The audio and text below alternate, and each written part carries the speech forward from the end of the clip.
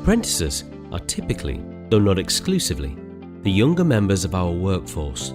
During the transition of returning back to work and also adapting to new routines, processes, guidelines and working practices, it is only to be expected that there will be a requirement to reassure and support these younger members of our team in the new and different environment in which they are returning to.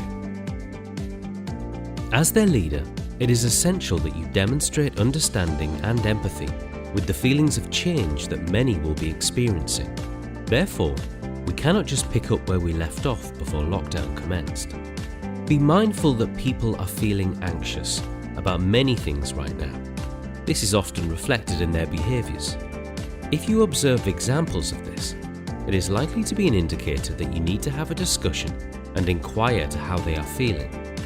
This is an opportunity to demonstrate your skills as an assertive and supportive leader. Like everyone else, many apprentices and younger employees may have questions and concerns. It is important to brief them often. Assure them you are happy to discuss these issues with them. Younger employees may have more specific concerns or issues than others. For example, many younger people rely on public transport and therefore may feel anxious about reduced timetables and the regularity of services.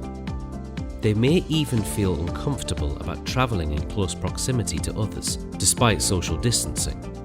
Unless you open the channels of discussion around their concerns, their mindset and worries can become emotional obstacles, which often have a direct impact on their work performance. If returning back to their usual workplace, what information do they require? There may be different working practices in place, and it may be confusing if this hasn't been explained.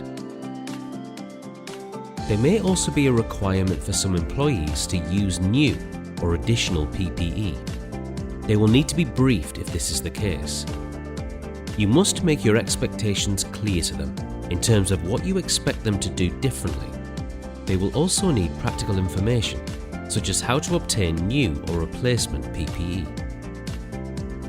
If they are working or learning from home right now, it is still your responsibility to maintain regular contact with them to ensure they feel connected to both you and your wider organisation. You may need to explain your expectations in terms of what you want them to achieve and the timescales in which they should achieve it. This will ensure employees retain a clear focus and a sense of direction whilst working or learning remotely.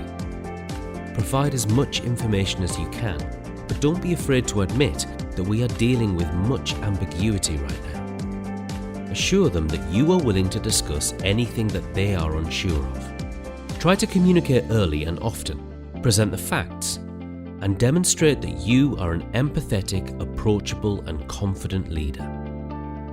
These are just a few things that you can do to help apprentices and younger employees during this difficult time.